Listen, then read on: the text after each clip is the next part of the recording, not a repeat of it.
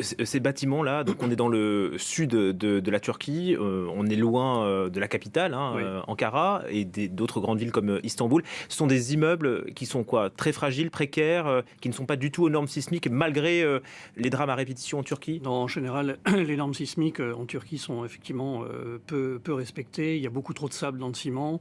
Les fers à béton sont lisses et souvent rouillés, donc on s'en aperçoit régulièrement. Bon, alors là, on voit que quelques immeubles résistent, c'est certainement les plus récents qui, eux, effectivement, ont bénéficié de ces normes. Mais ceux qui datent des années 60 ou 70, c'est clair qu'ils vont tous tomber. L'urgence absolue aujourd'hui, c'est quoi? C'est de retrouver des Alors, personnes, des c'est survivants de qui sont trouver des encore sous les victimes, décombres? voilà, c'est de trouver les survivants, parce qu'en fait, un tremblement de terre qui a lieu à 4 heures du matin, c'est clair qu'il y a énormément de survivants. Donc nous, on va chercher effectivement dans les zones d'habitation. On va par exemple pas du tout aller chercher des gens dans une école ou dans une gare. C'est clair qu'il n'y aura personne à 4 heures du matin. Par contre, dans les lieux d'habitation, oui, là, on va trouver du monde. Donc il faut absolument qu'on ait des équipes de recherche vraiment spécialisées dans la partie recherche, pas la partie secours, mais la partie recherche pour identifier où sont les victimes. Avec quel matériel?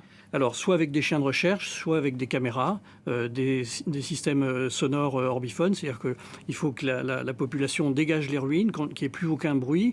On frappe plusieurs coups sur le sol et on entend si les gens répondent. Et là, on sait qu'on peut chercher à cet endroit-là qu'on va trouver quelqu'un de vivant. D'accord.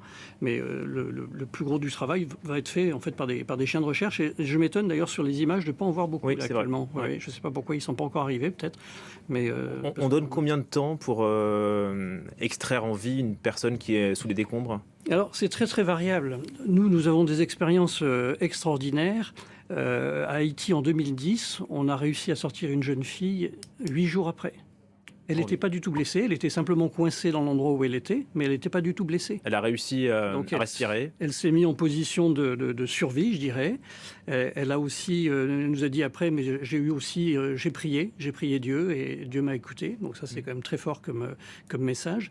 Et elle s'est mise en position pour survivre en disant, je ne peux pas rester là-dedans, on viendra me chercher. Donc, quand les gens ne sont pas blessés, ils peuvent effectivement, et s'ils ont une bonne condition physique au départ, s'ils sont relativement jeunes, etc., ils peuvent effectivement résister 6, 7, 8 jours.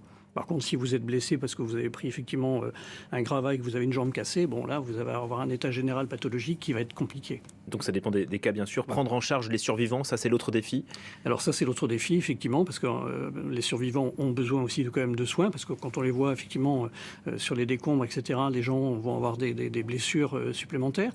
Les hôpitaux, apparemment, sont complètement débordés, sauf s'ils sont carrément sous les décombres, où donc là, c'est encore beaucoup plus compliqué. Donc nous, on pense au niveau de Secours sans frontières, effectivement, envoyer une équipe médicale très, très, très rapidement pour justement donner un coup de main à toutes ces équipes médicales qui sont déjà sur place, turques, qui sont déjà sur place. L'intensité du séisme a été très importante, elle a été très ressentie dans la grande ville de Gaziantep. Oui. Il y a quoi, un demi-million d'habitants? Ouais. On est vraiment dans une zone très urbanisée, très peuplée. Ça explique aussi le bilan qui, Oui. là, dépasse les 1100 morts. Absolument, oui. Ça c'est un séisme qui est terrible parce qu'il arrive en pleine ville. Si c'était passé effectivement à quelques kilomètres au nord, on était dans la montagne et là, effectivement, on aurait eu quelques villages par terre. Donc là, on est vraiment sur des zones urbaines et c'est là où nos équipes de secours qui sont spécialisées, on a le terme urban search, donc c'est vraiment recherche en ville et c'est très spécialisé parce qu'en fait, dans ce genre de décombres en millefeuille, il faut arriver, vous avez vu sur les images, il faut arriver à passer entre deux dalles de béton. Ça présente un risque que pour le sauveteur, pour le secouriste, donc il faut vraiment faire très attention, étayer, utiliser éventuellement des appareils de levage, des coussins de levage qui vont permettre d'agrandir un peu l'espace. Et il faut des moyens lourds aussi, parce que de temps en temps, il faut soulever carrément une dalle de béton. Ces moyens lourds, on ne va pas les emmener à partir des équipes d'Europe, etc. Ils ne vont pas emmener des moyens lourds comme ça. Donc il faudrait que sur place, il y en ait beaucoup plus. Et il y en a en Turquie. Oui, voilà, oui, je pense que il va falloir combien de temps pour prendre conscience de l'ampleur des dégâts? Plusieurs jours, plusieurs semaines? Oh, il va falloir plusieurs jours, enfin plusieurs semaines, oui, au niveau bâti, au niveau architectural, oui, ça c'est sûr, mais au niveau secours, c'est encore dans 2-3 jours, s'il n'y a pas une nouvelle réplique. Oui. Ça, c'est le grand mystère d'aujourd'hui. Il ne faudrait pas qu'il y ait de nouveau des répliques. Et ensuite, bon, la zone est considérablement longue, puisqu'en fait, ça s'étend sur à peu près 440 km, cette faille. Donc, il y a des villages complètement dans la partie nord de cette faille qui sont aussi touchés. Il y a de la carte, oui. Oui. Quid de la Syrie? Est-ce que c'est possible de s'y rendre, déjà? Alors écoutez, nous, on n'a pas très bien regardé ce côté-là des choses parce que ça nous paraît très compliqué. Oui. On est en train de voir avec le ministère des Affaires étrangères, effectivement, comment une ONG comme la nôtre peut éventuellement s'impliquer dans ce séisme. Et bon, je pense que nous, on se contentera d'aller en Turquie. Je ne pense pas qu'on ira en Syrie parce que c'est trop compliqué aujourd'hui. Et pour cela, pour aller en Turquie, là, vous attendez le feu vert de l'OMS pour quelle raison? Alors, parce que l'OMS, pour l'instant, nous dit que les Turcs veulent des équipes de secours médicalisées de haut niveau, c'est-à-dire quasiment de niveau chirurgical, ce qui n'est pas notre cas.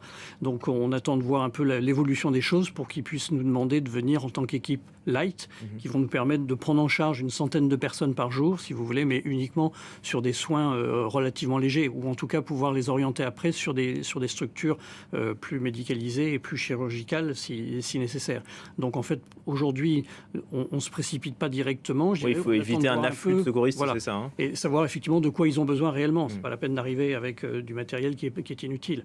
Ça, c'était souvent le problème dans les anciens tremblements de terre où tout le monde arrivait avec plein de choses qui étaient totalement inutiles. Donc il faut vraiment qu'on fasse se coller notre offre à la demande, clairement. Une meilleure coordination donc sur place. Voilà. Merci infiniment Arnaud Fraisse pour nous avoir éclairé et expliqué donc les enjeux de ces heures cruciales après les séismes. Fondateur et président d'honneur de l'ONG Secouristes sans frontières. Merci encore. Merci.